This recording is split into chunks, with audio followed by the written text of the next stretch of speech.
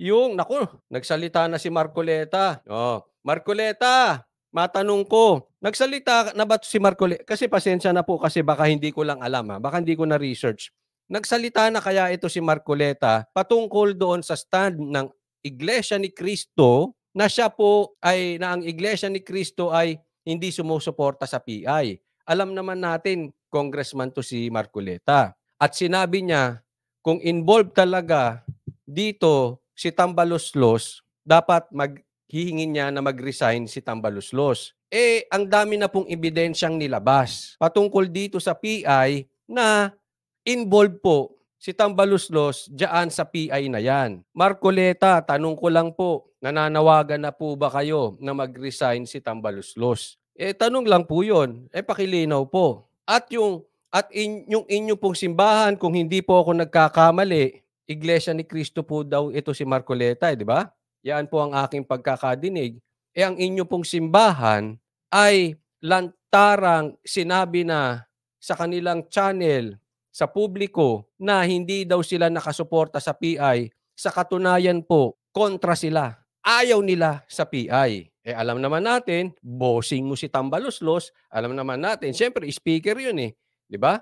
Tanong, asan ang tapang ni Marcoleta? Tanong lang, makikita natin ang tapang ni Marcoleta. Hindi ko po kasi alam, baka mamaya naglabas na siya ng statement. Meron na bang siya nilabas? Meron na ba? Tanong natin sa iyo, Marcoleta. Ikaw ba ay susuporta doon sa iyong simbahan na Iglesia ni Cristo na iyong kinabibilangan o doon sa iyong bossing na si Tambaloslos na iyo ring kinabibilangan bilang nasa Kongreso, nasa Kamara ka? Tingnan natin saan ang panig ni Marcoleta, simbahan o politika? Sabi dito ni Florinda yon, wala pa. Asan na? Dapat mag-statement ka na, Marcoleta, ha?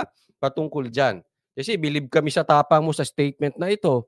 Pag-uusapan din natin again yung PI. Babalikan natin ulit yung PI. Basahin muna natin etong matapang na statement ni Marcoleta. Okay? Hindi ka tatanggapin ng piskal na magfa-file ka ng asunto nang nakamaskara ka. Ontiveros, don't tell me hindi mo alam yan. Ako may tanong lang sa'yo, Ontiveros. It's either tanga ka or alam mo yan or baka nakaligtaan mo. Tanong lang naman po, nagtatanong ako, ha? Tanong lang po yun. Hindi naman po mura yung tanga eh. Ibig sabihin, parang stupid. Hindi niya alam. Ganon. Unang-una, gagawa ka ng complaint affidavit, doon ay ipapakilala mo sarili mo. Pipirmahan mo iyon sapagkat kung hindi mo pinirmahin yon, baliwala iyon. Ganun ba yung pamamaraan sa Senado kung halimbawa ay may uusigin ka, kailangan nakatakip ang muka ng mga testigo mo, di ba? Alam mo, questionable talaga yan. It's very unfair. Ando doon na po tayo sa gusto nating unawain eh. Ando doon na po tayo. May danger po ang buhay ng mga witnesses. Arok ko po yun. Kasi lalo na't may pamilya ka, medyo delikado nga po talaga. Okay?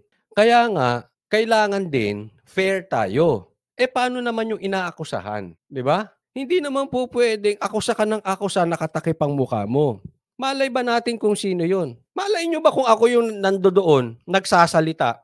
Dahil may galit lang ako kay Kibuloy. Tatandaan po natin. Halimbawa, ikaw ay isang vlogger. Sa 100,000 subscribers mo, sa 100,000 halimbawa na may gusto sa'yo, na naniniwala sa'yo, 100,000 din ang galit sa'yo. Ganun po yun. Kasi syempre, normal na talaga merong magkakagusto sa ibig sabihin hindi magkakagusto ibig sabihin merong magugustuhan yung style mo, merong hindi rin magugustuhan. So kung maraming tagasunod si Kibuloy, marami ring inggit dyan. It always follow. It follows. Laging ganun. Di ba? Si Tatay Digong ang daming nagawa pero marami pa ring galit. Nakakita na ba kayo ng tao na lahat gusto sa kanya? Kaya nga unfair kasi yung mga ayaw sa kanya, chances are, baka inggit lang. Halimbawa, ako, sisirain ko si Kibuloy, magtatakip ako, lalabas ako doon. Galit ako. Bakit? Inggit ako. Kunwari, inggit ako. Di ba? Kaya unfair. Anong solusyon? Dalhin sa korte. Kaya nga, Ontiveros, you are the one Who is not protecting the witnesses? Ikaw. Kasi kung sa korte yan, hindi yan pinagpepiestahan ng media.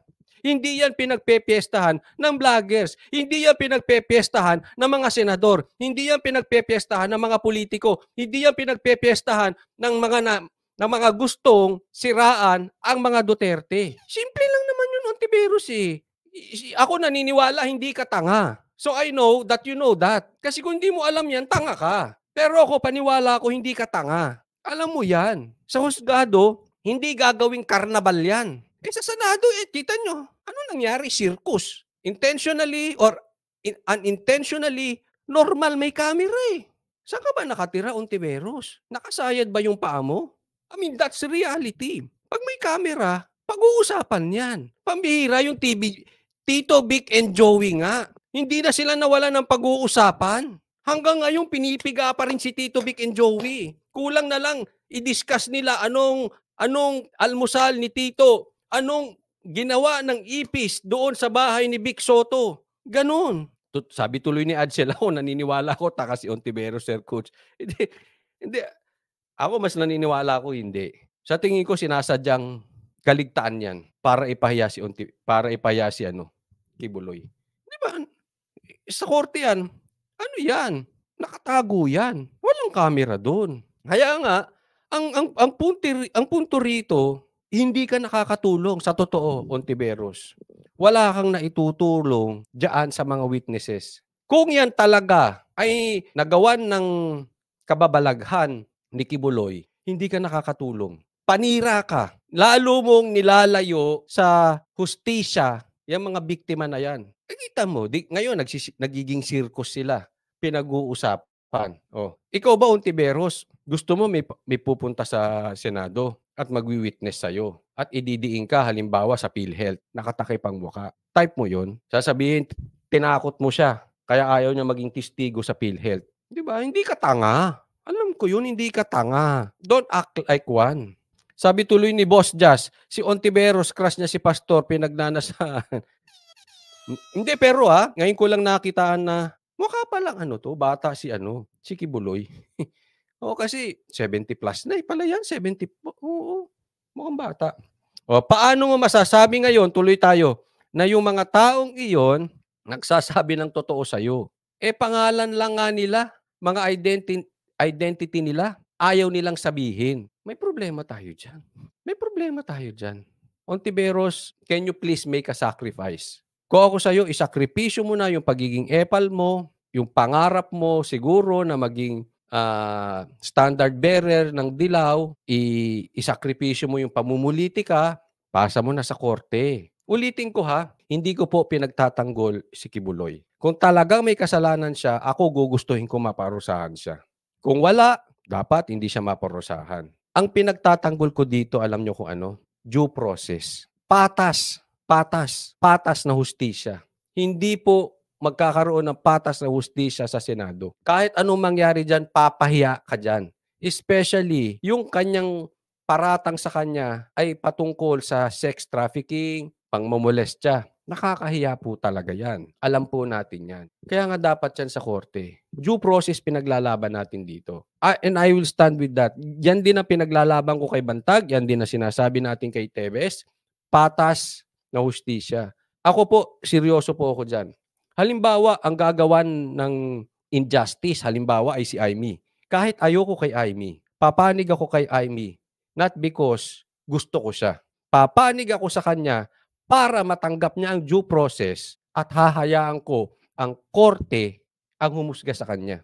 Hindi ang Senado, hindi ang Kamara. Naintindihan? Kahit si Tambaluslos yan, kahit ayaw ko sa kanya, ang sigaw ko kay Kibuloy ay same ng isisigaw ko kay Tambaluslos. Sa korte nyo dalahin yan. Due process po tayo. Yan lang po Nagkataon lang na nakita ko, kaya kahit papaano medyo may panig ako ng konti, aminin na natin kay Kibuloy, kasi siya po ang may bayag. Siya po ang hindi nabayaran na manahimik. Inilabas niya yung gikan sa masa Kung may agenda man siya ron, personal agenda, nasa sa kanya na po yun. But as for me, binigyan niya ng daan ng gikan sa masa, suportahan ko. Paano, Coach Oli, kung ABS-CBN, bumaligtad, binigyan ng ng espasyo si PRRD, kakampihan mo? Of course. Bakit? Lumabas yung yagbols nila, 'di ba? Hindi sila nagtahi-tahimik, 'di ba? Pero hindi ibig sabihin nun lahat ng ginagawa nila sang-ayon ako. Kasi sa totoo lang hindi lahat ng ginawa ng SMNI sang-ayon ako. At alam niyo 'yan, binanatan ko 'yan, eh. Bakit? Eh, sumipsip 'yan kay Marcos, eh. Higop-puwet din 'yan, eh. Pasensya na po, 'yun ang talagang nangyari. Yung mga kaibigan natin diyan. So, binanatan natin. And nung ngayon, pumanig na sila kay Duterte, hindi okey na, 'di ba? So, gano'n lang 'yun. Bigyan lang natin ng hustisya. O tuloy natin. Papaano susumpa iyon sa katapatan ng mga sasabihin niya laban sa isang tao? Ito yung titingnan natin. Kaya nga mag-o-oath 'yan, eh, na yung sinasabi niya ay may katotohanan, 'di ba? May pangalan, pipirma. Kaya nga sana yung mga ibang senador, magsalita din naman kayo. Eto lang, napakatahimik niyo rin kasi mga ibang senador, eh. Ginagawang circus 'yan, eh. Medyo sabihan niyo naman si Ontiveros o kung ayaw niyong sabihan, maglabas kayo ng official report, official statement sa media, bahala kayo, matanda na kayo, kaya nga kayo senador, eh. Pero yung tahimik lang kayo, na alam niyo namang ba't ganyan yung witnesses, 'di ba? It's unfair. Sabi ni Mrs. Love, "Mga taga Leyte diyan, 'wag niyo na po iboto mga Romualdez, ang mga tambaluslos ng bayan." Gusto 'yan, eh. Sa akin may tingin pa nga ako diyan pangho-hostage, eh. Siyempre, 'di ba? Ipitin nila ng ipitin tapos magsisibu. Baka hindi makapagsalita si Tatay Digong do'n, kasi baka ipitin si Kibuloy. 'Yan po ang isang side, na pag-uusapan natin. Eh, siyempre dahil kaibigan, so siyempre ang kahihiyan ng kaibigan, sasabihin kinonsinti 'to ni Tatay Digong. Kung titingnan niyo nga, 'di ba, yung baril walang kakuwenta-kuwenta, idinamay. Bakit? Eh, kasi kahihiyan ni Tatay Digong. Oh, kasali sila do'n. Sa katunayan pati si Sara. 'Di ba ang galing, eh, no? Isipin mo nagpunta yung mag-ama do'n para kumuha ng baril. Okey, pag-usapan natin yang ano, yang magiging ganap sa Cebu. O yan, tatanong-tanong na po kayo. Saglit, lagay natin 'tong picture, O yan. So, tanong, Coach Solly, diretsuhan ko na po kayo. Nasa Cebu po ba kayo? Pupunta po ba kayong Cebu? Sa katunayan, hindi po kami makakapunta. Sa kadahilanan na una, meron kaming meeting. Meron kaming meeting, importanteng meeting na matagal na po at pangalawa, medyo may kamahalan po, eh. Kasi po, siyempre 'pag pumunta ka diyan, lalong-lalo na si Bay, hindi siya nakakapag-decide ng maaga. So, nung kami nga nagpunta sa Davao, ang laki po ng plane ticket namin, hindi naman in advance, eh. Kasi nag-decide si Bay ng hapon ata, madaling araw lipad na kami. So, gano'n kabilis yung ticket. Ang mahal po, sobrang mahal.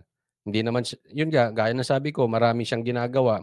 Hindi siya nakaka-decide ng bigla-biglaan lalo na kung yung araw na yun ay meron ng engagement, 'no. So, biglaan po. Isa pa dahil siyempre magastos yung hotel. Maraming gastusin dun, eh.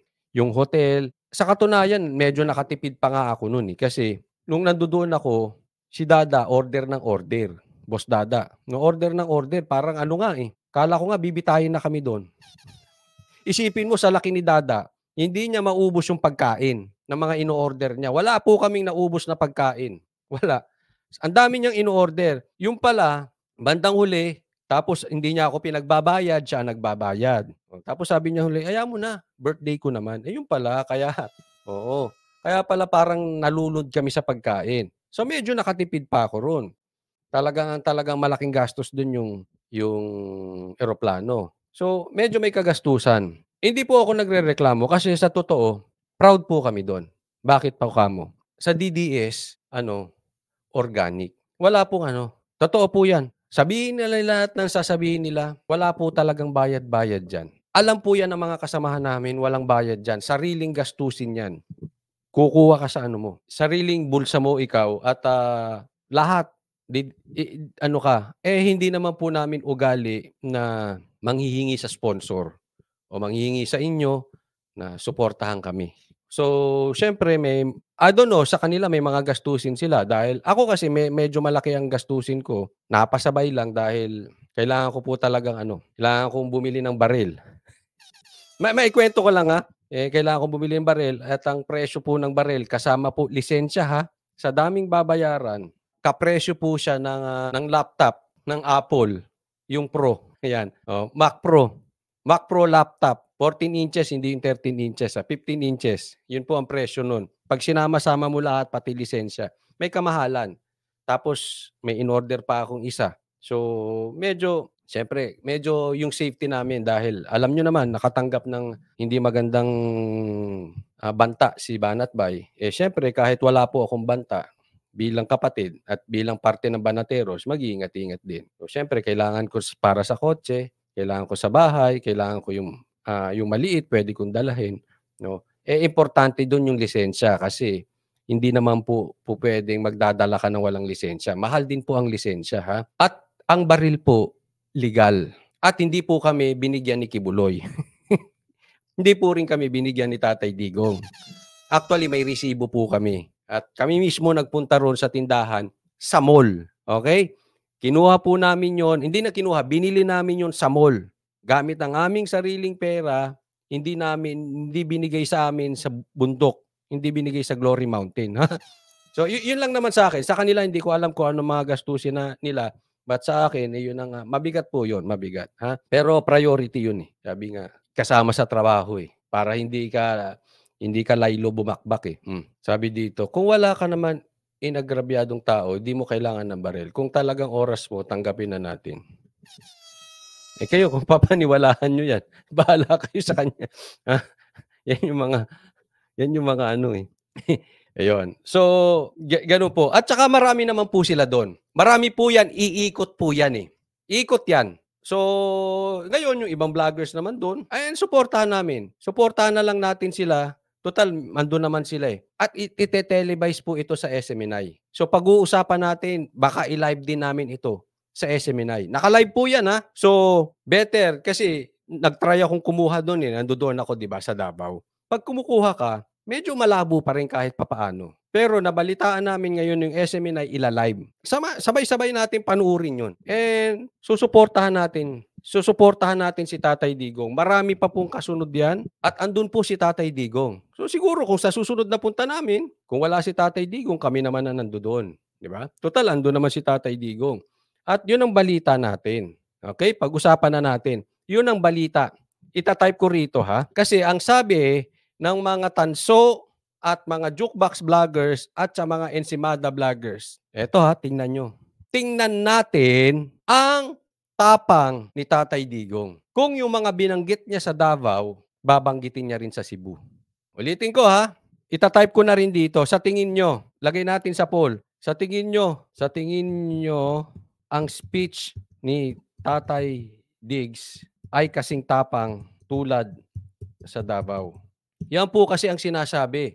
O, shout out din po sa inyo. Pati yung mga TVJ vloggers, nakikisawsaw na rin. Nakikikibuloy na rin. Ha? O, sa tingin nyo, ang speech ni Tatay Diggs ay kasing tulad sa Davao. Kasi yun nga sinasabi, tingnan natin. Lalaylo yan. Kasi hindi teritoryo ni Tatay Diggs. Hindi yan Davao, eh. Hindi yan Davao. Ha? No, yun ang sinasabi. Alam mo kung gaano kagago yung mga statement ng mga ito. Pag inulit siya ni Tatay Digong, halimbawa nagsabi siya, "Bangag ka talaga hanggang ngayon, bangag, bangag, bangag, bangag, bangag ka." Anong sasabihin nila? Grabe 'to si Tatay Digong. Yung prayer rally, nagbangag-bangag siya ro'n, nagmura-mura siya do'n. 'Pag lumaylo si Tatay Digong sasabihin, natakot si Tatay Digong, 'di ba? O, pustahan tayo. 'Pag inulit ni Tatay Digong yung tapang niya sa Davao, inulit niya sa Cebu, babakbakan siya. Ba't yung tinawag na prayer rally yan? Eh, ganyan ang bunganga niyang ano na yan, Mangkanor na yan. Ganyan ang bunganga niya, Dutain na yan. Di ba? Ganyan sila, di ba? Pag lumaylo, duwag ka pala eh. Hanggang teritoryo ka lang. Yan ang sasabihin nila, no? Kaya yung statement na yon, inuudyok si Tatay Digong kasi bukas susundan nila yan. Minamati si Tatay Digong. Bobo kayo. Bobo kayo mga ensimada, lalo ka na jukebox vloggers. Wala kang ginawa naman. Wala kang analysis, eh. Puro ka lang tawa. Minamati kasi kahit anong gawin ni Tatay Digong, meron silang masasabi. Kasi kayo, ganyan kayo. Pag ayaw nyo talaga sa tao, sisilip at sisilipan nyo. Kahit anong gawin ni Tatay Digong, purihin si Marcos, sasabihin ninyo, grabe to si Tatay Digong. Natakot kasi dahil sa ICC. Pag minura ni Tatay Digong, si Marcos, sasabihin nyo, bunganga talaga nitong matandang 'to. Ganyan kayo, eh. Wala na kayong nakitang maganda na ginawa ni Tatay Digong. Inubos niya ang karamihan ng mga drug addict sa Pilipinas. Galit kayo. Yung iba naman sasabihin, hindi mo nga naubos." Wala lang kayo talagang masasabi, kayong mga ensimada vloggers, lalo ka na, jukebox vlogger. Wala kayo talagang sasabihing maganda kay Tatay Digong. Kaya ito nga, sang-ayon ako sa sinabi ni Banat Bay. Kasi po, ang sasabihin nila dito, prayer rally tas nagmumura. I agree with Banat Bay. May punto siya ron. Huwag nang tawaging prayer rally. Kung kayo ay organizer niyan at magiging rally yan, rally kung rally. Bakbakan kung bakbakan. Huwag nang tawaging prayer. Huwag na po nating isama yung Diyos dyan. Nalalagay din sa alanganin ang mga DDS dahil sa inyo, nalalagay din sa alanganin si Tatay Digong. Kahit anong gawin ngayon ni Tatay Digong, mamatihin yan eh. Ba't nyo pa kasi tinawag na prayer rally? 'Di ba? Thank you sa mga organizers, maganda yung ginawa ninyo. Suggestion lang naman. Ngayon, kung kami aatin dyan, hindi na siguro kami aatin dun sa prayer. Doon na kasi sa rally. Ibahin na lang pangalan. Especially, alam na alam natin ito. Nung panahon ng campaign period ni Isko, sa mga rally niya, kadalasan, sinisiguro niya na dadaan sa simbahan. Pero pagdating sa simbahan, bawal ang kamera, walang papasok, siya lang. Kung kayo ay isa sa mga organizer ni Isko dati, sana i-apply nyo din. Wag na yung prayer. 'Di ba? Wag na nating paghaluin. Hindi ko po minamasama. Thank you sa pag-ano nyo ulit, Pero tama naman, eh. Actually, sumaludo nga ako do'n kay Isko. Ayaw niya nagpapakuha ng nagdadasal. Ayaw niya 'pag pumasok sa simbahan. Alam niyo si Isko, nung campaign period, siya yung nakita ko na grabe. Kahit kumakain siya, kahit saan siya pumunta, sinusundan siya ng camera, okey lang. Kahit minsan privacy na, sinusundan pa rin siya, okey lang. Kumakain siya ng solo, biglang may camera, okey lang. Nagkakamay siya, okey lang, walang problema. Umiinom siya, okey lang. Natural na tao. Ang bawal lang kay Isko, sa simbahan. Doon na nakabantay yung doon niyo siya hindi puwedeng sundan. Ayaw niya ng camera do'n. Kasi pangit nga naman, 'di ba? Kung magdadasal ka, sabi nga, magdasal ka pasikreto. Paano, 'di ba? 'Yun lang naman, suggestion, So, kung ayaw niyo, 'di sige ituloy niyo. At kung kami a-attend, siguro after na lang nung prayer.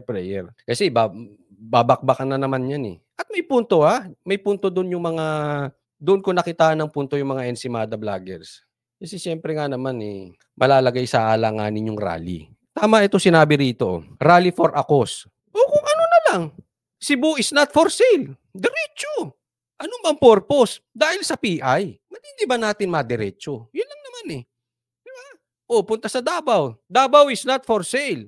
Nagpunta na Cebu. Cebu is not for sale. No to PI. Cebu. Ganun, di ba? Simple. Sabi dito ni Lito, pagbigyan natin yung mga bashers. Sasagutin po natin si Lito. Sabi niya, sige, ano bang magandang nagawa ni Digong na patay niya ang napakadaming adik? Okay. Pero ang big time fish na nadali niya, pakibigay ng numero, pero fact check tayo. Di ba nga nakasuhan pa nga yung isa, secretary? Hello? Hello? Di ako may tanong dito. Tanong lang din naman sa'yo to, ha? Ikaw ba adik? O meron ka mahal sa buhay na addict na tinamaan nung drug war? Tanong ko lang dito. Kasi karamihan ng galit kay Tatay Digong ganun. Hindi lahat pero ganun. Sabi dito, baka alanganin ng mga organizers na maging straight to the point sa Cebu kasi pro-Marcos admin ang government doon. Cebu for a cause nga. Ganun na lang. Tingnan natin yung resulta, Ayan. Ang nakalagay dito, sa tingin nyo ang speech ni Tatay Digong ay kasing tulad sa Davao? Marami nag-e-expect. 88% yes. Same tapang. Uy. No, 12%. Pero huhulaan ko na agad ang reaction ng mga bobong tanso at saka mga ensimada. Ano yun? Pag matapang si Tatay Digong, sasabihin, ba't ganyan naman prayer rally? Pag hindi matapang, sagot sa kanya, natakot si Tatay.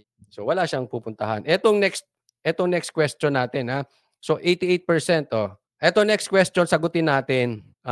Dapat bang palitan na yung pangalan? Dapat bang palitan na yung pangalan na prayer rally?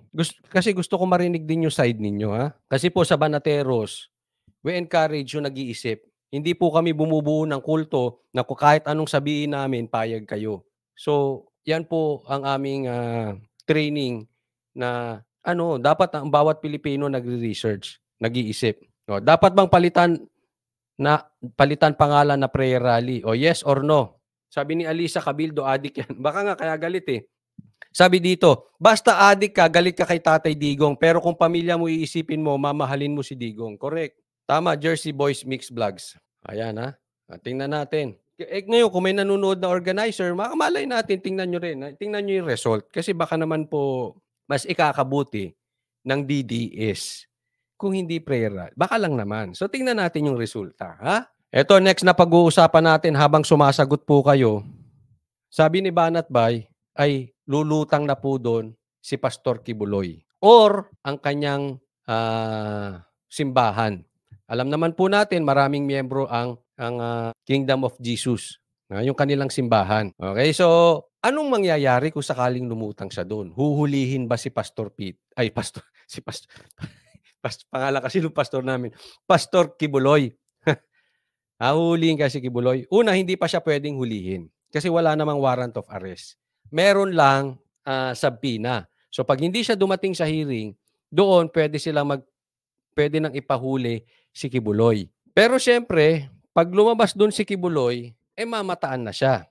Kasi sa ngayon, malamang-lamang hindi nila alam kung nasaan si Kibuloy. Diba? Baka nga, ang sabi ng iba, baka nga nasa ibang bansa na eh. Sabi nga, pinatakas na sa China, 'di ba? May mga kwento-kwento pang gano'n. Na-live pa nga natin 'yun eh. 'Di ba? So, posible na mamanmanan na si Kibuloy kung makikita na siya diyan. Hindi na siya kasi napakadami mo pulis diyan.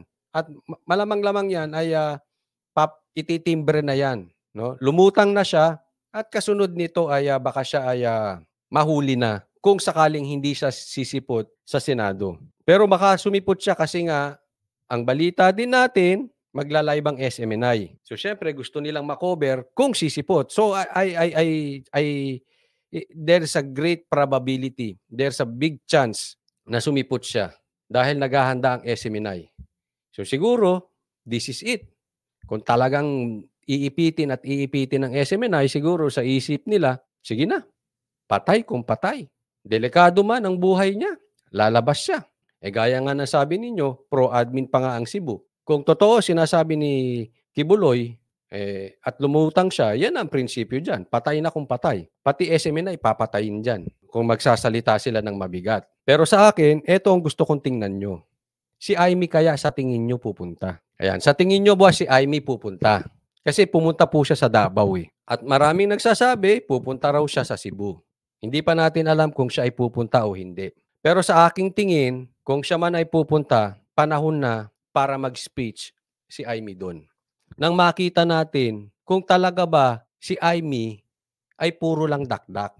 Tatandaan po natin doon pag nag-speech si Aimee, ibig sabihin sa stage nitong programa at mga rally ni Tatay Digong, ibig sabihin talaga doon, nilalaglag niya na yung kanyang kapatid na sumasang-ayon siya, umuuman siya or hindi, sumasang-ayon siya kay Tatay Digong. Yun ang aking tingin doon pag siya ay nag-speech. Kasi bagamat sa Davao sinabi yon ni Tatay Digong at magsasalita ulit si Tatay Digong sa Cebu at halimbawa maulit yon sabihin at nagsalita si Aimee din doon, kahit mauna pa si Aimee, parte na siya doon. Indirectly, parte na po si Aimee. So kung talagang ikaw, Aimee, ay sa tingin mo, ay ikaw ay talagang lumalangoy na patungo sa mga Duterte, tumodo ka na. Huwag ka na namamangka sa dalawang ilog. Dapat siguro mag-speech na to si Aimee. Huwag ka lang punta ng punta. Kasi kung pupunta ka ron tapos wala din, may personalidad ka, senador ka, kapatid ka ng presidente. At higit sa lahat, pinsan mo yung pasimuno, sabi mo nga, diyan sa PI. So kung talagang galit ka talaga kay Tambaluslos, anong naghihinto sa'yo para hindi mo siya bakbakan diyan sa speech na alam naman natin, yung rally na yan ay talagang ginawa yan una sa lahat dahil kontra sa PI si Tatay Digong. It's about PI po yan. So sa tingin ko, Aimee, manindigan ka. Hindi pwede yung kalakalahati ka. Hindi yung kukuhanin mo yung boto ng Marcos, kukuhanin mo yung boto ng Duterte, ay hindi mo makukuha sa ganun. Kailangan mag-speech ka. Sabi ni Jolly Wilder, same lang yan. Mag-speech siya doon si Amy pagdating ng panahon babalik din yan, babaliktad din. Ako naniniwala ako babaliktad. Siyempre, Marcos pa rin yan. Kahit bali-baliktarin, kapatid niya pa rin si BBM, Marcos pa rin yan. But still, sa tingin ko, yung sinasabi ni Roque na yagballs, kasi may dalawang babae daw na may yagballs, ibig sabihin yung may tapang. Kung talagang may yagballs si Amy, mag-speech siya dun. Kung ando dun siya.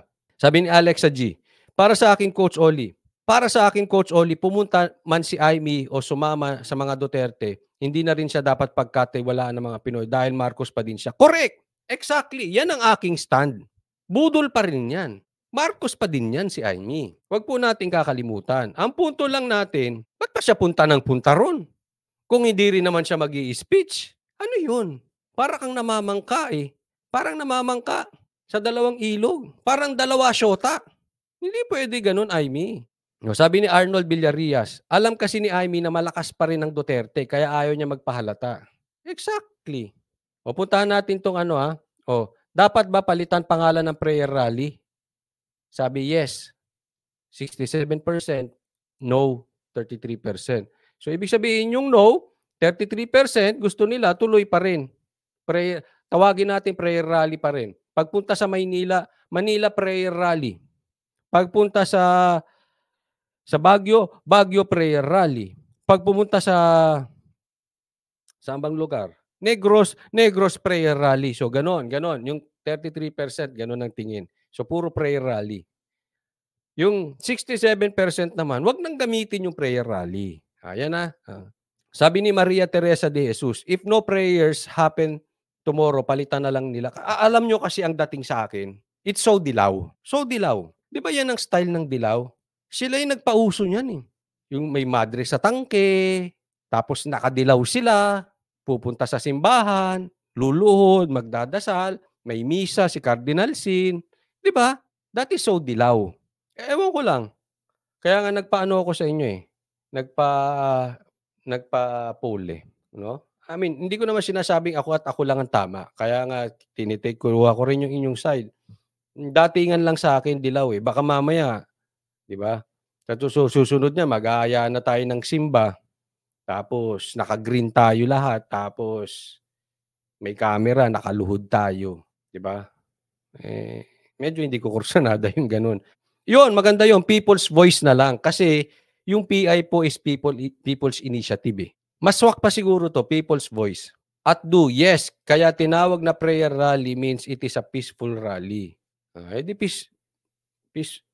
Peaceful rally. Sabi ni Danilo, sa magkakapatid, madalas magkakaiba dahilan. Pero sa bandang huli, magkapatid pa rin yan. Correct. Sabi ni Delby, para sa akin, wag nang pumunta si Amy. Roderos, si Amy, talaga, KSP, feeling gusto pa rin ng mga Pilipino. Correct. Sabihin mo yan, Roderos, Robinos, pag nanood kayo dun sa mga channel ng mga DDS vloggers, na galit na ngayon kay Marcos Cuno, galit na galit sila. Tapos, gusto si Amy. Hindi ko mag-gets. Lagay nyo doon.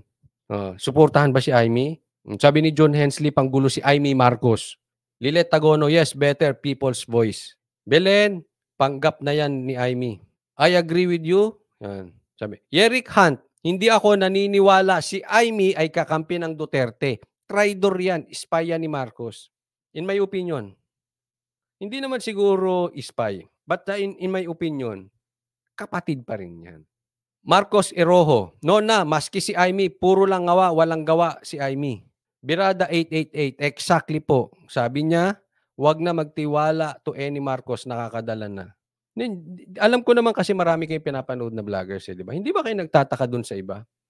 Bakbakan nila ng si BBM todo. Pagdating kay Amy, bahagang buntot. Ano meron? Wag nga tayong maglokohan. Sabi naman ni Tita Liza, very good comment Ang tanong ko lang, nakafocus ba sa prayer ang rally to call it such? Hindi. Andun po kasi ako eh. Hindi. Hindi ko alam kung late kaming dumating, wala namang prayer ata. May prayer, saglitan lang. Hindi ko alam kung nagmisa sila before that.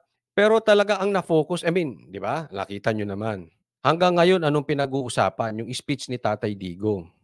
So yan ang focus. Hindi yung prayer. Kung may prayer rally man, Minidya ba yung prayer? Nabalita ba yung prayer? Hindi nga, eh. Puro yung bangag ang nabalita. Hindi, seriously, kasi yun ang focus. Dapat dun na lang mag-focus, ayun. Kasi mas okay to hear na prayer rally kasi togetherness. Mag-pray sabay soft na suntok. Elsie Chan, "Sir Coach, Aimee is like her father, marunong maglaro. Kaya nga ingat po kayo, hindi po sa sinisiraan natin yung mga vloggers na binubudol kayong ulit. Ayaw lang natin na mabudol kayo ulit tapos sisigaw na naman sila ng nabudol sila, eh, hindi sila natuto. Mahal kong Pilipinas, mag-ingat sa mga puting ahas baka magurgur."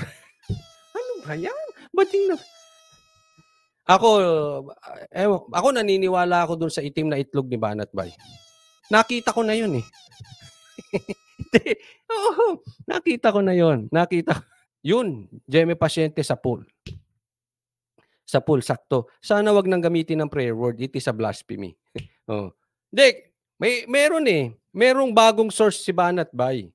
Nadidinig ko yun, eh. Nadinig niyo ba? May bagong source si Banat Bay, itim na itlog. Nakita niyo na ba yun? Kilala niyo ba yun? Nakita niyo yung itim na itlog ni Bay? Oh, ako nakita ko 'yun madalas nung bata. Di joke lang, joke lang, joke lang. Oh, Anita Esmas, "No way to Marcos." Ano lang yung tawa ni Gina PH, nakita mo na siguro 'no? "Coach, paano po makikita kung itim?" Hindi naman itim na itim, slightly itim lang. Eto po, kung may susunod na rally, kung merong pang susunod, kasi nakita niyo naman may ano na, ha? Magkakaroon pong meet and greet ang Banateros. Isa-suggest ko po 'yan kay Banat Bay, hindi ko alam kung maa-apruban, pero magme-meet and greet po kami. So, ibig sabihin, halimbawa, ang susunod, halimbawa, Baguio lang. Kunwari lang Baguio. Merong, para makilala namin at, ng Banateros din yung mga DDS, eh, magkakaroon ng meet and greet po ang Banateros sa mga DDS. Yan po isa-suggest ko at, tayong magkakuwento-kuwentuhan do'n bago yung araw ng rally. Para makita natin at mai-suggest po, 'no? Personally, mai-suggest kung anong mga kailangang gawin. Alam naman natin si Banat Bay ay, may direct contact kay Tatay Digong. Damage, century egg 'yun kaya itim.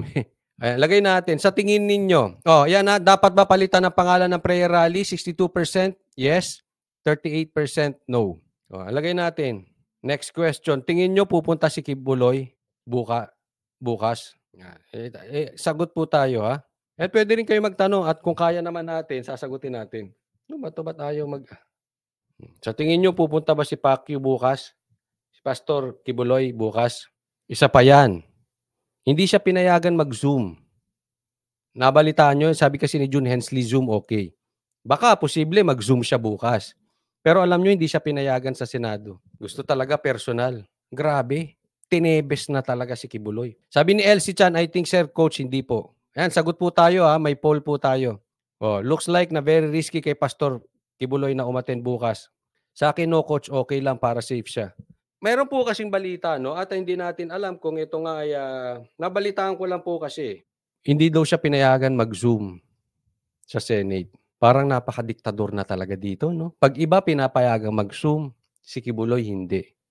Nasa batas ba 'yun? 'Di ba? Parang replay po ng Tebes. Tinetebes po si Kibuloy. Bawal na ang Zoom, samantalang sa iba puwede mag-Zoom. Quer Condor 45, "Bilib ako sa itim na itlog ni Banat Bay, sharp na sharp ang sinabi." 'Di ba? Sinabi nung itim na itlog ni Banat Bay na pumanig ang ayaw ng Iglesia ni Cristo sa PI. After few days, lumabas yung ebidensya. Oh, tama, tama. Thank you, sa iyong safe, Quer Condor 45. Correct, tama po. Thank you sa iyong, sharp na sharp daw ang itim na itlog ni Banat Bay. Sabi ni Linet Tagono, "Totoo yan sir, ang parang diktador. Direktahan, diktador na talaga. Tingnan mo ang nangyari sa SMNI, asa ng hustisya." Sabi ni Ryan Balaguer at hindi siya pinayagan. Ganyan 'di ba, Tebes na Tebes. Tebes tapos bigla na lang magugulat tayo, biglang dadalhin sa korte, biglang may warrant na agad. Ang bilis. Yung iba ang tagal-tagal, 'di ba? Ang dami pa ngang kaso na nauna kay Tebes, hanggang ngayon wala pang Kay Tevez meron agad, warrant. Sabi ni Maria Peters, baka magpapadala lang ang mga members galing kay JC. Very risky nga. Kung talaga may risk ang buhay ni Pastor, ni Kibuloy, very risky nga. Kung aaten siya ron, syempre, hindi yung territory. Cebu yun. Sabi ng marami nga, administration yung Cebu na yun. No? At the same time, magsasalita ka sa stage, so target ka. Kung hindi ka man ma-target, susundan ka na ron. Baka mapahuli siya talaga. Pero sana, maganda rin kahit ano eh. Kasi since andun ang SMNI, thank you Lilith Agono, makapag-ano na rin siya. At least man lang Zoom. Siyempre, kaya lang kasi medyo, ito naman tayo sa prayer rally. Parang modern communist na Pinas. No? Patatahimikin. Obvious naman di ba? Yung mga bagong sulpot na mga nagtatanggol kay Tambaluslos, sino ang target? Di ba DDS vloggers? Halatang halata eh. Kayo ba hindi nyo nahalata? Ibig sabihin po nun, pinatatahimik. Sabi ni Alberto, hindi po, ba't DDS loyalist ako, taga Davao ako, nasa Pasay lang ako. Recorded message na lang. Pwede rin. Sabi ni Belen, delikado pag pumunta Sir Coach Oli. Kathleen Kikuchi, pero in fairness naman kay Aimee, dahil din sa kanya na pag-usapan ng PI. Hindi rin. Hindi rin Kathleen Kikuchi. Nakadagdag po siya. Sa tingin ko nakadagdag po. I honestly believe that. Pero pinalagan na yan ni Pulong. Pinalagan na yan ni Tatay Digong. May interview pa nga. Before nagsalita ng bangag-bangag si Tatay Digong, may interview na sa Banatero si Tatay Digong. At ako pa nga nagtanong nun eh. Portion ko pa nga yung tanong na yun. Galit siya talaga sa PI. Talagang magsasalita at magsasalita si Tatay Digong. June Hensley, hindi naman Senate yun. Bakit hindi pwede Zoom? Hindi, ibig sabihin sa Senate, hindi po siya pinayagan mag-Zoom. Eto pa, ang sinasabi ng mga dilawan naman na nakikisawsaw. Bakit daw sinabay pa, kayo ba sang-ayon kayo dyan? Sinabay pa yung rally na yan dito sa, alam naman natin, di ba, yung celebration ng People Power is 25.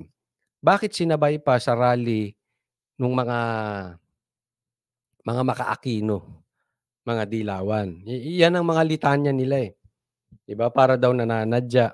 Sa akin naman kasi, wala naman na talagang ilang taon na po. Wala na, nilalangaw na po yung EDSA 1 na yan. Why? Gaya ng sabi ko, they had their chance. Napaso ang taong bayan sa dilaw. Kita sa mga boto eh. Kita sa mga supporters, wala na po. Lubog na po, laos na po ang dilaw. Matagal na pong walang umaattend diyan sa EDSA rally na yan. Wala na. Naubos. Ubos na po. So maraming nagsasabi, si Celia Di Makalungan, wag na pumunta si Pacquiao, delikado siya. Pupunta raw kasi, sabi ni June Hensley, sana si Tatay Digong, huwag na rin umattend. Katakot yan, mga traitor ang mga kalaban. Alam mo ako sa totoo lang, I agree with you, June Hensley. Sa akin, wag na sanang umattend, lalo na doon sa mga lugar na alam naman natin na pro-admin. Sang-ayon ako sa'yo. Kaya lang, yan ang sasabihin eh. Yan ang litanya. Ngayon pa lang, iniintrohan na po. Kaya grabe tong mga grabe tong mga Ensimada vloggers. Parang gustong papatay si Tatay Digong. Parang inuudyokan nga eh. Kasi kung hindi umatin si Tatay Digong, sasabihin na duwag. Pag hindi nagtapang-tapangan sa Cebu, sasabihin na duwag. Grabe no? Tingnan yung utak nitong mga Ensimada vloggers. Itong si Jukebox vlogger, grabe. Efren Ramos, meron pa din yan coach, depende sa budget ng mga atin. Anong po meron? June Ensley, hindi katuwagan ng matalino. Correct. Oo. Tingin ko po hindi pupunta, iwas gulo. Tapos ang daming pinadalang pulis. Kasi nga baka biglang magkagulo eh, no? Meron sa Manila, merong rally sa ang Dilaw, tapos may rally ang DDS. Nako, baka magpumutok. Delikado ang admin, no? Correct, mahal kong Pilipinas. Tama yung sinabi. Kanato Mix TV, I think di pupunta boss. Nagpapasalamat ang ministry nga sa inyo dahil pagtatanggol mo. Doon kasi mag-aaral ang anak ko sa JMCFI. May meeting kaming mga parents about sa issue dahil nadamay ang school. Talaga? Nagpapasalamat ang ministry nga sa inyo dahil pinagtatanggol. Sabi ni Eugene Chavez, Boss Oli, ganun talaga ang masasamang tao. Halalang kaluluwa, walang pakialam muna sa boss. At saka parang bulag. Para silang bulag. Hindi nila nakikita hindi ba nila nako-compare yung difference? It's like night and day, yung layo. 'Pag kinumpara mo si Tatay Digong,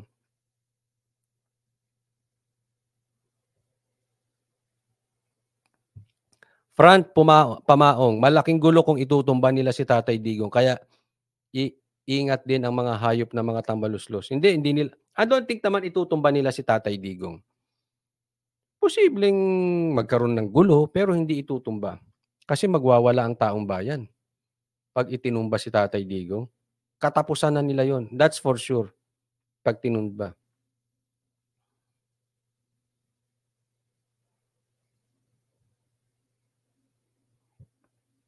Yun lang, baka mamaya NPA. Sabi ni Alexa G, "I personally know si Tatay Digong. Matapang talaga dahil nakapunta yan sa lugar na honestly madaming NPA."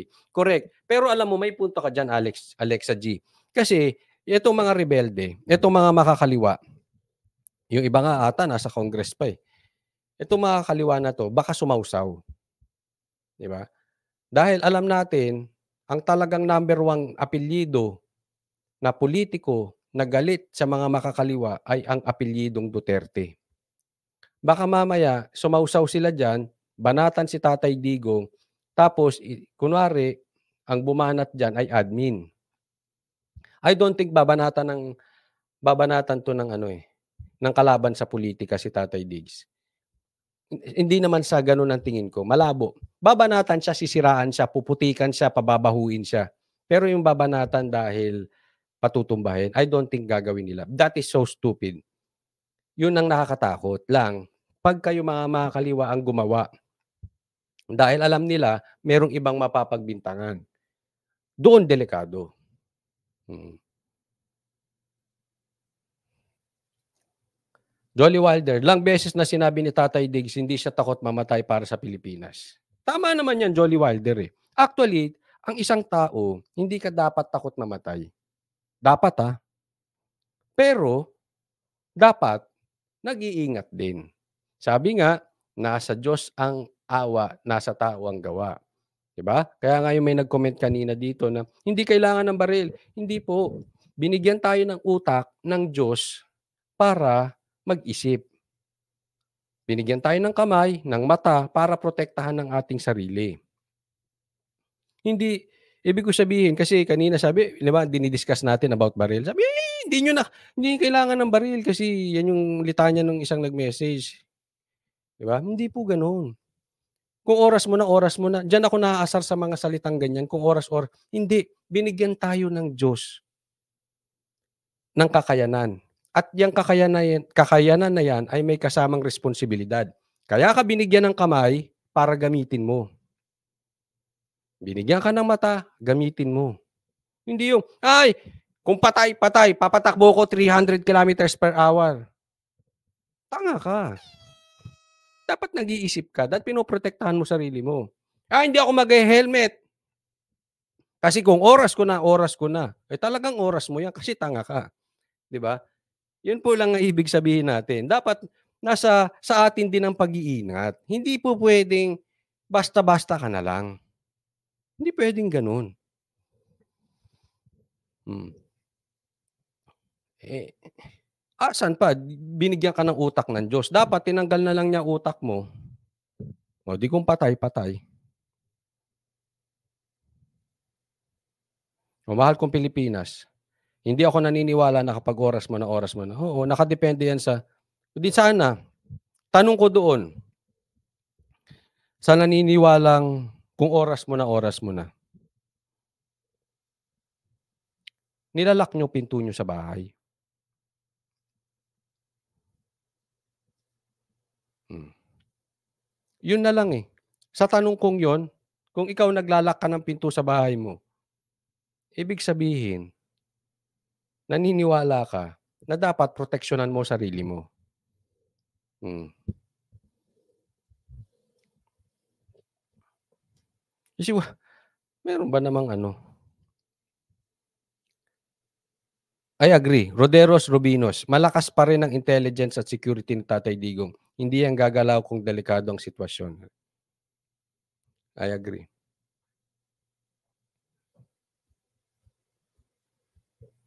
Hmm. Yan, matutulad yan sa ginawa noon sa Ninoy, sa Miranda bombing at sa Aquino Galman case. Dapat ingat lang, correct. Yan nga baka mahaluan, eh.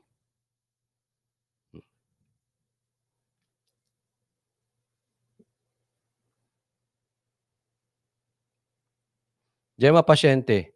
Pero di sila pakasiguro sa mga NPA kasi mahal ng mga NPA si Tatay baka sila ang balikan.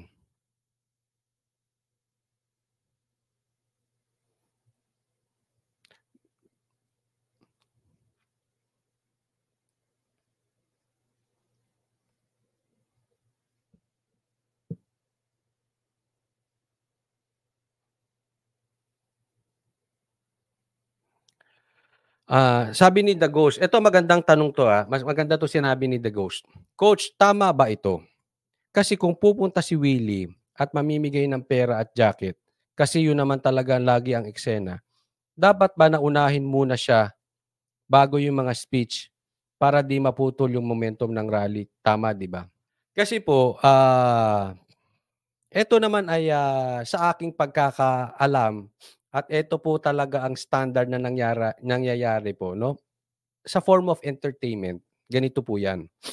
Alam ko hindi po 'to entertainment kasi pero gano'n na rin, eh. Kahit po sa campaign gano'n, pataas ng pataas. Halimbawa, ang sinusuportahan mo halimbawa si Isko o si Marcos, dapat 'yan ang huling magsasalita. Kasi 'pag nagsalita na 'yan mauubos ang tao. So, depende 'yan doon sa pagkakataas, yung pinaka-late, yun yung dapat pinakaimportante. So, dapat ang pinaka-last si Duterte. Kasi 'pag nagsalita na 'yan si Tatay Digong, ubos ang tao. Pagkatapos niya, ubos na 'yang tao, asahan, okey? So, balikan ko yung tanong mo, except siguro nung panahon ni Marcos ng Uniteam, kasi mayroong nagsasabi sa akin, hindi ko lang alam kung totoo ito, pero kung may mga nabudol dito at nandito na sa channel ko, baka mapatunayan niyo kung tama ito o mali. Sinasabi daw nila na umuuna daw, ewan ko kung totoo, umuuna daw si BBM mag-speech kaysa kay Sara. Kasi 'pag nag-speech na si Sara, nauubos na daw yung tao. Ewan ko kung totoo yun, again, 'di naman ako nagpunta ng rally, pero yun ang balita. Minsan daw pinauuna si BBM mag-speech bago si Sara, para hindi maubos yung tao. So sabi ni The Ghost, na paunahin muna yung speech bago yung sayawan. Depende po, eh. Hindi ko po alam kasi kung anong posisyon hindi natin alam kung paano ko sabihin 'to, baka may mailaglag akong tao. Hindi natin alam kung gaano kataas ang papel ni Willie diyaan sa rally. Sabihin na natin gano'n. Kasi kung contributor siya, sabihin hindi ko rin sure, hindi ko naman ayoko magsalita, eh. Kaya lang nasimulan ko na. Kailangan ko 'to tapusin. Kung contributor siya, mapupunta siya talaga. Kung main contributor siya, mapupunta siya talaga sa huli, bago si Duterte, 'yan. Hindi ko naman sure, ayoko magsalita kasi hindi ko naman alam, eh. Kaya lang sa'kin hindi ako medyo agree doon sa mamimigay ng pera, tapos jacket. Although style naman talaga ni Willie 'yun, kaya lang alam mo naman 'tong mga tanso, mga makikitid na, "Ay, gagalit kayo dun sa rally ng Uniteam na may binabintangan niyo, yung rally ng Lenny, ganyan-ganyan." 'Di ba may mga may bigayan, may bigayan, eh, kayo din pala. Paano hindi dadami ang tao kasi andiyan si Willie mamimigay ng pera, 'di ba? Ayun. So, ako yun lang naman ang sa akin ah, 'wag na sana yung namimigay ng pera para hindi makulayan. And at the same time, 'pag tinawag nilang prayer rally, 'wag na magpasayaw ng sexy. Ako, I have nothing against sexy kasi gano'n din naman galing ako sa banda, eh, yung aking grupo din naman, 'di ba? Pero ilalagay mo sa lugar. Halimbawa, campaign, okey lang 'yun may sexy. Pero 'pag tinawag mo ng prayer rally, tapos may sexy, parang ewan ko medyo iba, eh, iba ang datingan, ah. So, mamili na lang sila kung tatawagin nilang prayer rally o magpapasayaw silang sexy. 'Di ba? I mean, ewan ko, hindi ba parang off 'yun? Andun naman din sila Pulong at Baste sa Cebu kasama ni Tatay Diggs. Ako alam mo dapat sana ma-training ng matindi ni Tatay Diggs si Baste. Siya yung ano, siya yung sa tingin kong, posibleng sumunod kay Tatay Digong. Sabi ni GSD3, "Puwede na prayer sexy ang tawag." "Wag naman." Sabi, "Bakit hindi pupunta sa Cebu ang Banateros?" Next po kami sa next. Pupunta kami, magkakaroon pa kami ng, meet and greet. Teresita, tama ka coach, 'di bagay sa prayer rally kung magsasayaw na may sexy. Yun, Jolly Wilder, si Baste sound like PRRD. Lindy, ang pagkakaiba lang kay Willie kung namimigay man siya galing sa pera niya. Ang admin naman, namimigay ng pera ng taong bayan gamit nila. Yun, no? Pero hindi, kasi yung sa campaign po ang sinasabi natin. Di ba yung sa campaign, may nababalita na may lumalabas pa nga na video na nagbibigay ng 300, etc. Di ba? Yung campaign po, sinasabi ko. Sabi ni Legend. Sabi ni Alexa G, laki ng ngiti ni Coach Oli, may nagka-crush hanep, sana all. I always get that. Joke lang po, joke. Joke lang, Alexa G. Yun, Elsie Chan. Baste is the younger replica of PRRD. Sana lang talagang nahubog. Nahubog na matindi ni Tatay Digong. Kasi alam nyo po, ang naguhubog sa isang tao, dalawang pinakamalaking factor naguhubog sa isang tao, pamilya, tsaka experience. So kung nakatutok si Tatay Digong dito kay Baste at nakikita yung kung paano ginagawa ni Baste yung trabaho nung tatay niya, magagaya niya yun. At the same time, yung experience. Kasi great teacher, ako naniniwala ako dyan. Pinakamalaking magtuturo sa'yo, experience. Sa tingin ko naman, mamaya i-discuss po natin yan, paalala nyo. Bawat failure po, dapat natututo tayo. At bawat failure na yan, yung failure na yan, kung tayo ay natuto, kasi merong maraming failure hindi natututo. Yung nakikita nyo yung salitang sinasabi walang kinatandaan. Kasi hindi natuto nung kanyang kabataan hanggang tumanda yon. Kasi yung hindi siya natututo sa failure. Dapat gamitin natin yung failure natin para matuto. At sa tingin ko, by 2028, Sara is ready. Sara is more ready sa 2028 than sa 2022. Sa tingin ko, kung merong dapat natutunan si Sara, is marunong siyang kumilatis ng traidor at tunay na kaibigan. Natuto siya na ang politiko at politika, traidor. Dapat nakikilatis na niya. Dapat alam na niya. Dapat natuto na siya ipaghiwalay ang politika at kaibigan. Dapat alam niya kung sino ang tunay. Sa tingin ko naman, dapat nagkaroon na ng experience malaki si Sara. Sa tingin ko doon nagkamali. Yun ang nakita kong pinakamalaking mali ni Sara.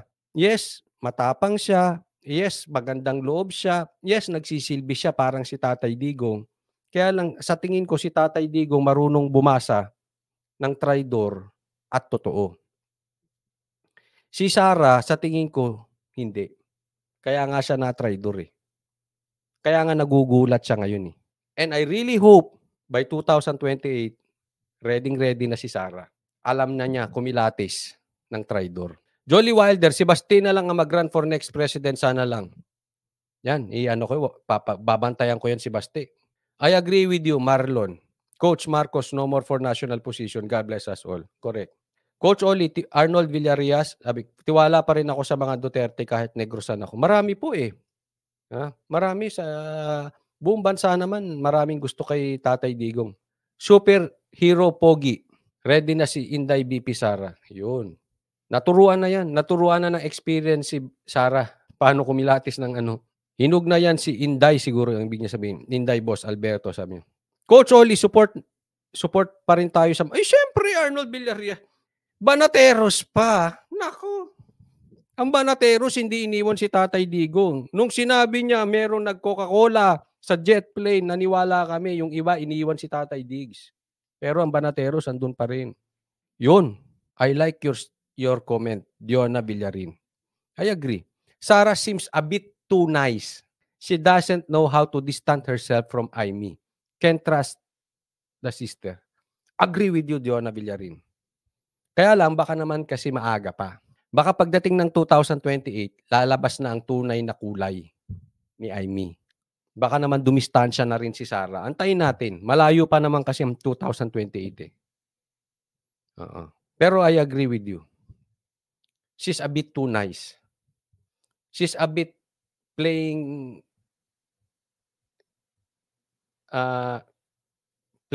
in two different camps. A bit too nice. A bit sigurista.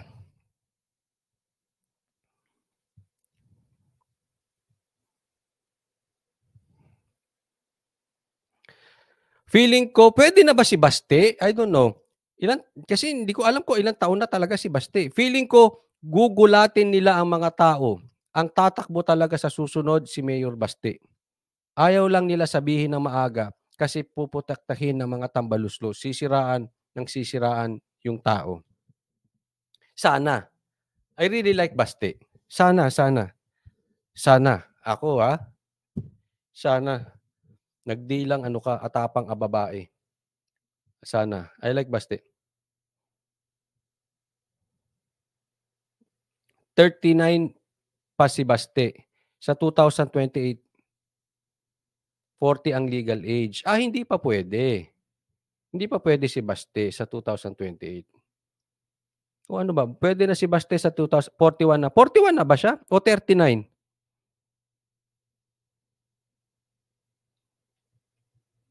Bangag pa rin. Coach, after sa Cebu Rally, sa Manila ang susunod at ito ay People Power Rally na daw. Hoy! Tingnan natin, kung Manila yan, andyan si Isko. O, di ba? Healthy lifestyle, Moy. Huwag na magsisihan. Reality, dahil kay PRRD, nag-level ang mga tao. People understand the law. Inday smart when she was a mayor. Walang utang ang Davao. I would agree. Federalism government, wag lang si Tambi. Kaya ko lang ito binabanggit para we learn. Ulitin, tandaan nyo to, sasabihin ko, we learn from our failures. We learn from our mistakes. Kasi, pag natuto ka, hindi mo na uulitin yung ginawa. Kaya pinapaalala para wag ulitin. 'Di ba? So hindi ko po sinisisi si Sarah, hindi ko po sinisisi yung mga DDS na nabudol. Ang sinisisi ko yung mga DDS ngayon na hanggang ngayon pinopromote pa si Aimee. Ano ba naman kayo? Bubudulin niyo na naman yung mga taong bayan. Hindi ko kasi sila maintindihan, galit na galit halos murahin si Marcos, si BBM. Tapos ipinopromote si Aimee. Hindi ko sila maintindihan. Anong klaseng litanya 'yon? So, thank you Healthy Lifestyle Moy, pero ganoon tayo, hindi na kung kayo ay bagong DDS at bago kayo nagtitiwala sa mga Duterte, you're welcome. Ulitin ko, kung kayo nabudol at minumura nyo pa nga ang Banateros dati dahil hindi kami sumunod kay BBM, pero ngayon, okay na, hindi ko po kayo sinisisi. Kahit na ang kinalalagyan natin ngayon ay dahil sa pagkakabudol ng marami. Hindi ko po kayo sinisisi. Ang sa akin lang, we learn from our failures. We learn from our mistakes. We grow. After we fail, we grow. After our mistake, we grow. Pag inulit mo pa yan, hindi ka na. Kaya nagtataka ako dun sa mga vloggers na matatalino, pero inuulit ang mali. Duda na ako dyan, may agenda yan. Please, please, please, wag na. Yun din, sinabi ni Risa Angeles, stop na ang Marcos, please.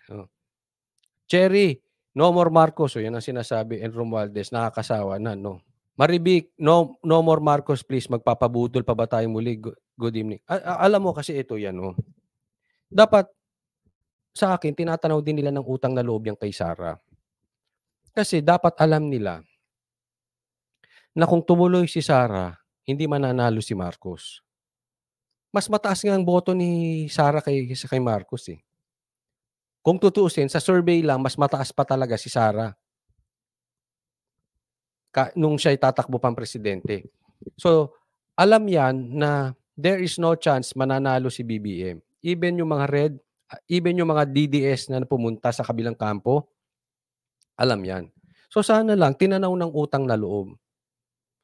Walang Marcos sa Malacanang kung hindi dahil sa Duterte, at kung walang Marcos sa Malacanang, walang Romualdez na speaker. Sana naiintindihan mo 'yan, Romualdez. Sana lang 'wag traidor. Sana lang tumanaw naman kayo ng utang na loob sa Duterte. Kung hindi dahil sa Duterte, walang speaker na Romualdez.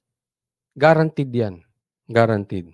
Kaya lang naman may speaker na Romualdez sa House is because presidente ang Marcos. Pero kung ang Duterte ang presidente, wala ka diyan, Romualdez. Mag-check ka ng realidad. Baka hindi nakasayad ang iyong paa. Konting utang na loob. Marlon, happy na ako ngayon, Coach Oli. Bakit po? 60-40 na po ang ratings ng mga Pilipino, nagising na din po ba? Saan niyo po nakita yung 60-40? Sa tingin ko, mas mataas pa. Sa tingin ko lang, mas marami ng gising. Fox Queen, ginamit nga ng dilawan si Sara kaya walang utang na loob. Hindi, ito serious to. Kung tumakbo si Sara, Sara Baste, ay Sara Pulong, o Sara Tatay Digong, panalo yun. Landslide yun. Tingnan mo. 2028, tumakbo sa Duterte. Tagaan nyo sa bato. Landslide yan. Blank page, pakisanitize sa chatroom, merong ipis. Meron ba nakapasok? Tago nyo wallet nyo ha. Baka magnanakaw eh. May nakapasok daw. Kathleen, tama, lesson learned sa kanya ito para maging presidente at kung sino ang kailangang kanyang pagkatiwalaan. Ay, meron nga, sabi si Pele. Ang lalim ng i-analyze natin. Felix Berto Vigilia, sagutin nyo nga ito. Mad Diggs, Mad Kibs, do dirty boys. Spokesman. Bloggers and supporters are now afflicted with DDS, Duterte Deranged Syndrome, guaranteed. Lalim, no?